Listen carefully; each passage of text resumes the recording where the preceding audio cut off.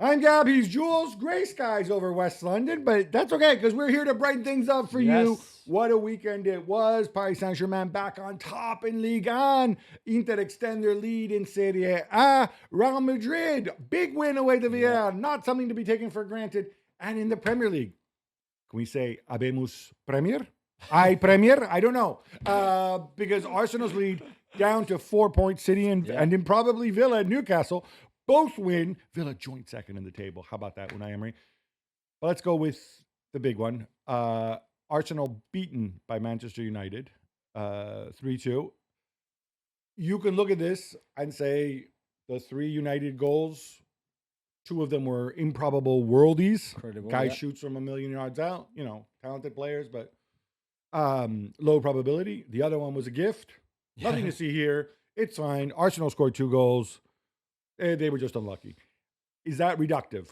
A little bit, but it's also true. And even Michael Carrick admitted it. Mikel Arteta, everybody. I was at the game. Everybody in the stadium could see it. It was obvious. Outside of that, there's a couple of good transitions from Manchester United in the first half. But the first half hour, the first 30 minutes until the own goal by Martinez, there was just one team on the pitch. Arsenal were almost perfect in the way they defended. With the ball in terms of control, like they didn't create that much apart from the header from Zubimendi, but they were great. And then it looked like they stopped playing, or suddenly it looked like United finally got into the game with more intensity, with the block slightly higher, and tried to make something happen. And they got lucky with the Zubimendi mistake, of course, but before that, there was a Saliba mistake that Bruno almost took That advantage was of. really bad. I think he just that was- didn't know it was there, hadn't scanned, didn't know, thought there was nobody that Raya would come out, but Raya obviously didn't come out for reason that because Bruno was there. So unusual for Arsenal to be a bit sloppy after they took the lead, because so far this season, in the 24 games where they It's took the the first lead, one. yeah, they always won. And I think that goal from Mbeumo kind of changed the dynamic for the second half, of course.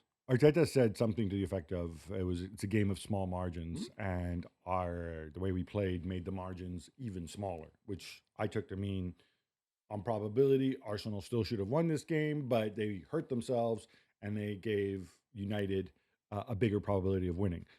I want to talk about United though, because I was really impressed. Look, it's his second game. I mean, he said what, 4 or 5 training sessions. Yeah.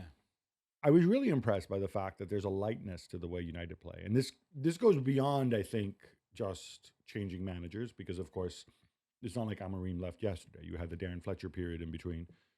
I was struck by the fact that he kept the same 11, which means leaving Sesko and Cunha on the bench. That's like $150 odd million worth of strikers that you arrived just 6 months ago. So clearly, this setup is not a long-term solution. When Carrick thinks, he's thinking, I need to integrate these guys into my starting lineup. But for this game, it was the right call. Unshackling Dorgu, using his pace. But it's still, you're not going to change the team that beat Manchester City. It'd be stupid from him. Same team, same style of play, same game plan. And it worked the same way, really. Would it be stupid because you're playing? I mean, City and 100%. Arsenal are both, other than the fact that they're both good teams, they played a very different brand of football, right? And it's also different being at home and being away. Yeah, but that was the only difference, being at home or away. But it makes a lot of sense for him to keep the same team and play the same way. That's exactly what he did. And to be fair, their defensive structure was as good against Arsenal away than it was at home to City the week before. I was really impressed. Okay, we can say they scored 3 goals from an expected goals of 0.7. So well done to them. But I still think out of possession, they were very good. That midfield 3 works great. In possession, out of possession. And Shaw defended well on the left-hand side. Dalot defended well on the right-hand side too. And it was not always perfect because they were under pressure. But still, I thought there was a lot of, again, encouragement. And it'd be different when they have to have the ball for 70% instead of having it for 30%, like we've just seen. This is the thing, right? They've played 2 very good teams, Absolutely. are first and second in the table. And it's the old thing, it's easier to go and be reactive. And then what happens completely. when you go and play Nottingham Forest or whatever.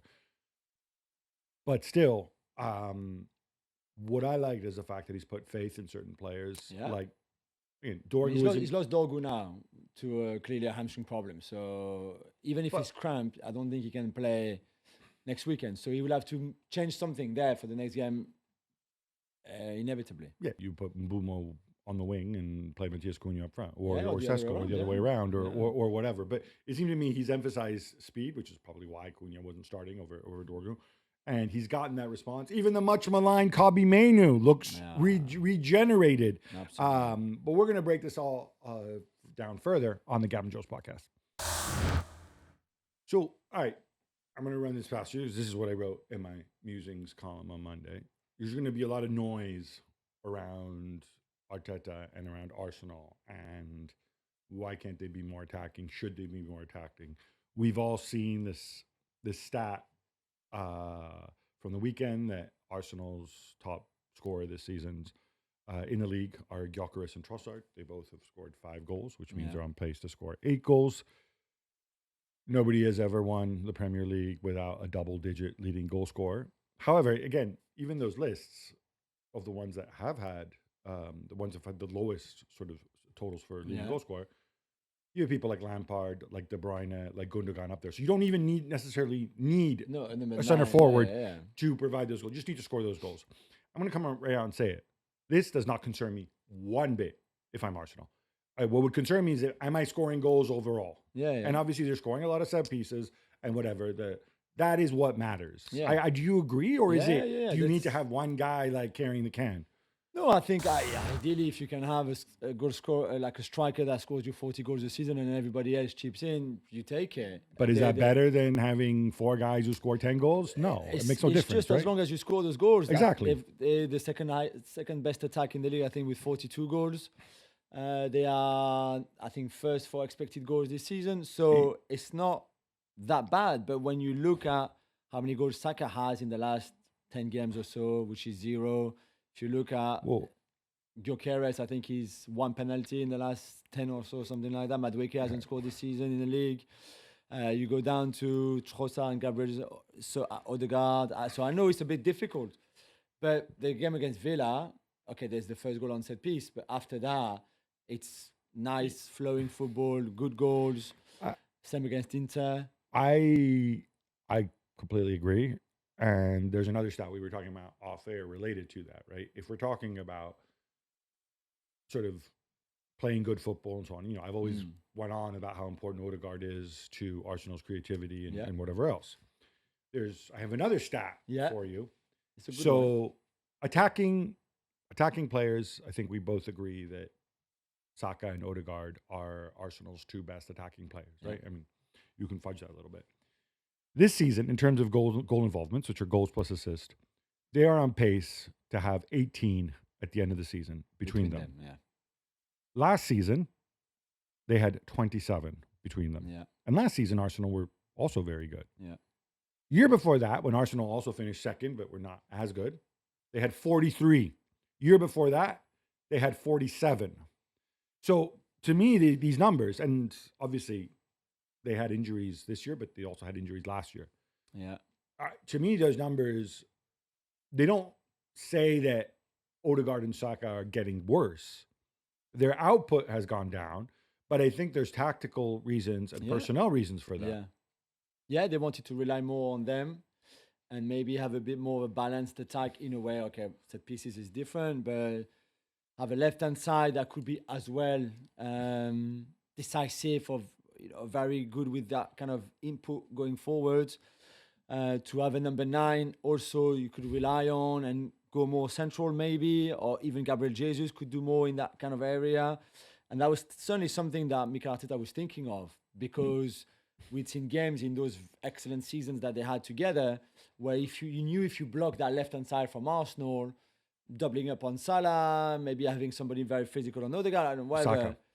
On Saka, did I say Salah? Yeah. Saka. It's good to double up on Salah too. Salah too. Well, maybe before the season, you knew if you block that left-hand side, your left-hand side, their right-hand side, then it'd be a big chunk of Arsenal's creativity gone, really. And I think I agree with that. I think there's another factor too, which is when Kai Havertz or Eddie Nketiah were playing up front, you had a very mobile center forward who you sort of encouraged to come short, to go wide, and whatever else.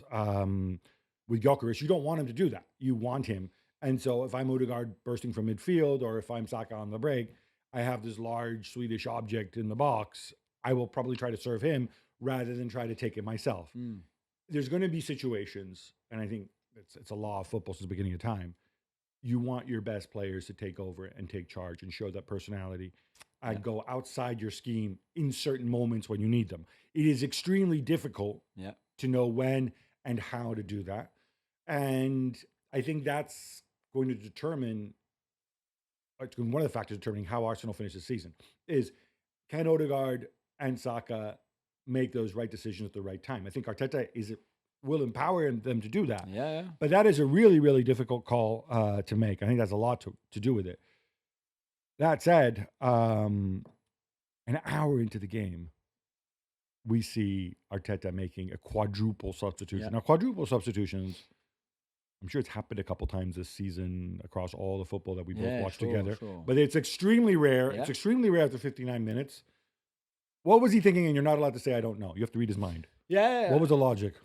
The logic was he was clearly not happy with what he was seeing. Maybe there was a bit of tiredness after playing 4 away games in a row in 12 days or so before this game. And I think I don't really buy the freshness and the tiredness as an excuse. I didn't buy it for Liverpool on the FC show on Saturday night. I'm not going to say Arsenal were tired and United were not.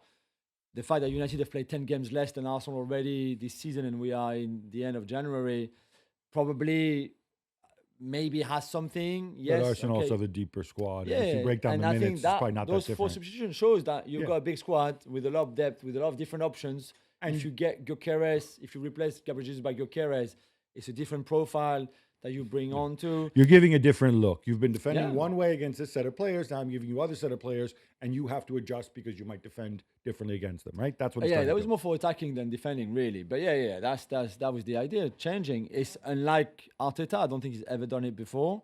There were times where he used to make his first change after the 85th minute. So this is very different.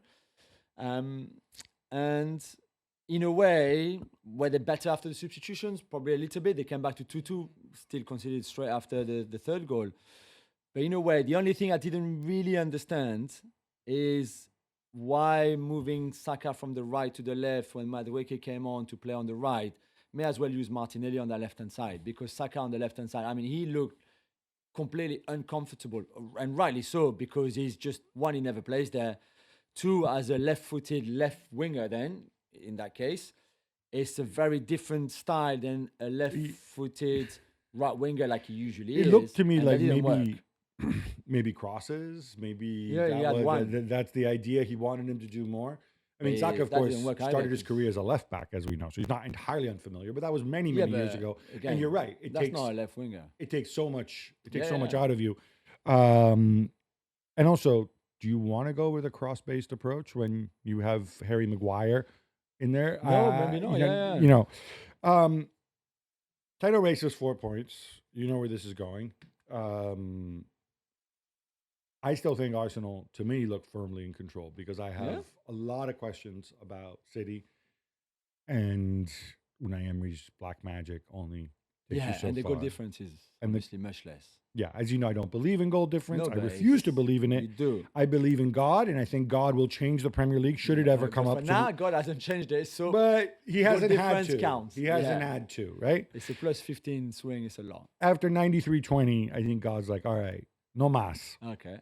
That said, if we had to give percentages now at this stage, based on vibes, based on what we've seen, I'll go first if you want. I think 4 points is still a lot. Yeah. I think City still have questions that Arteta's going to have to sort through. I think Vardiol's not coming back is a massive miss. Ruben Diaz also won't be back until March. I know Gay's there, but he still needs to settle. Yeah.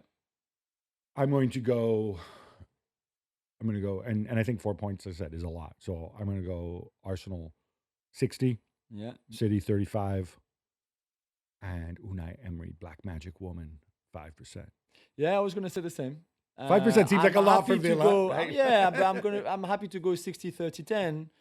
No problem. 10% for Unai Emery. Yeah, because the Black Magic can go a long, long way, you know. Arsenal were never going to win every single game between now and the end of the season in the league. Impossible. So there were always going to be drop points for a mistake, for you play against a goalkeeper that has an amazing day and you end up drawing, anything. It's the same for City. It's the same for Villa. The last thing that Arsenal should do now is panic. The reaction would be key here, not against Cara Almaty on Wednesday in the Champions League, but at Leeds on Saturday afternoon. For sure, City go to Spurs on the Sunday, and okay, Spurs are not good, but you just never know what can happen in a game like that They have a too. good record against City. Yeah, very true. So it's just there's no need to panic.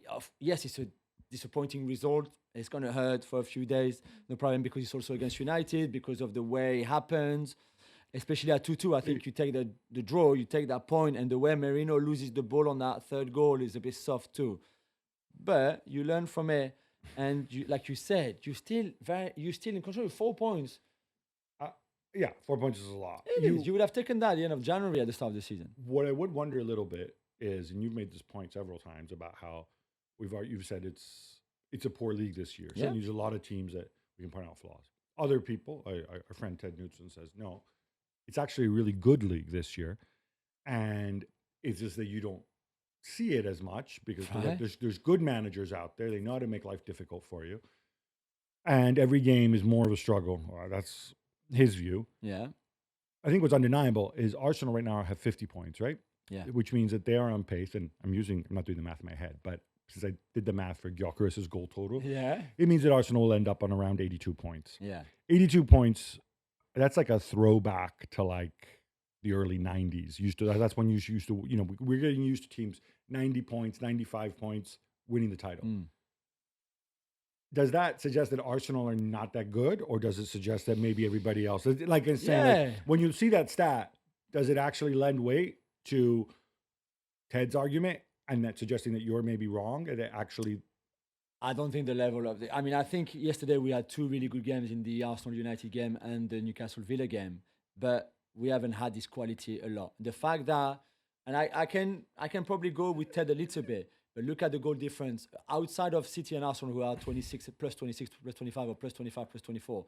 Villa have plus 10. After that, between 4th and 14th is plus 6, plus 2, minus 2, minus 5, It's not plus strength and 1, depth. plus Okay. 3, which is a sense of it being average. I guess, like, if we were to say Arsenal are the best team in Europe or one of the 2 best teams in Europe, right? Most people would agree with that based on what we see in the Champions League. Well, if you're the best team in Europe and you're getting 82 points, I think Ted would say in your domestic league, that means that the rest of your league is also really, really good, not really bad. I guess But it's a philosophical argument. it is, right? Because I think the quality that we've seen in games, and again, maybe it's because You're talking about the aesthetic quality of what we're saying. Yeah, the quality of the football we've seen. It's definitely more tactical. Yeah. I think It's you not see that good. in every game.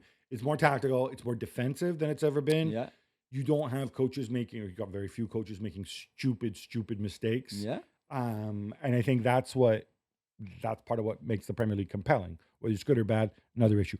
We got to talk United. Yeah, of course. So Casemiro's announced that he's leaving at the end of the season. I don't Yeah. think that's a surprise that they were not going to renew his contract. I mean, we agree it's not the right thing to renew his contract. He No. makes I'm a not ton sure of he would money's have in his liked to 30s. stay either. I think if they'd given him a new deal, I think Not he would have sure. considered it. Next season they will have Europe, whatever form of Europa League or Champions League. He cannot play 2 games in a week. It's maybe- not like he's good now because it's just 1 game a week. Not sure how much he trains during the week either, and that's good because he's still very good. Obviously, a player of his quality. 2 or 3 games in a week, like when Champions League or Europa League would be there, not for him at his age. Do we agree that this is replacing him or replacing that position is the single biggest priority? Because the rest of the group is Ugarte, who nobody seems to like. No. Kobe Mainu, who certainly the previous manager didn't seem to like, and even, I think has certain physical limitations and athletic limitations in getting around the pitch. You need probably two central midfielders Easily. at a minimum. Yeah. Finally, up front and formation-wise, we saw this 4-2-3-1. Like I said, it's a big call leaving Sesko and Matias Cunha on the bench. It's not something, if you're talking about planning for the future, no, you can't do that, right? But Michael Carrick's job is to get them in the Champions League this year, not to plan for some hypothetical future. This coming weekend, obviously with Dorgu out, they're going to have to switch things up. Yeah. What would you do? I like Mbeumo in that number 9 position. I like it. I liked it because he worked against City and Arsenal and the runs in behind and against against a team that played in your own half. Fulham, who traveled to Old Trafford on Sunday, are not going to play in United's half. They're not going to have their centre backs literally 20 yards in the United half. That's not going to happen. So there won't be that space to run into for Mbeumo. So maybe if you want to keep that pace out wide, you could put, let's say, Ahmad on the left and Mbeumo on the right to keep Mbeumo in his favorite, more likely position, and put Sesko or Cunha as a 10. I think that could work. Even Cunha on his own up front. You say as a 10, you mean as a 9? I mean as a 9, sorry. On his own there, Cunha could work too, because I think he's just that good anyway. But maybe a more traditional number 9 like Sesko for a game like that is better suited, but then he's short on confidence. Fulham knocking on the door, and they're up to 7th now in the Premier League. And Ricardo Pepi could be on his way. We're going to talk about that later. Yeah. I think you would expect Marco Silva's Fulham to come and be a lot more tight, a lot more defensive. Yeah. That, to me, suggests maybe pace wide isn't as important in this game. Right. But by the same token, I don't want Mbeumo ferreting around amidst the center backs. So maybe I want a more physical guy up front, whether that's Cunha or just a tall guy like Sesko. But interesting to see. Interesting call, right? Yeah. So far, not hard to get the motivation up for City and Arsenal. Confirm the 11, just win friends and influence people just by not being Ruben Amorim. Yeah. But now is when Carrick earns his bacon, I think.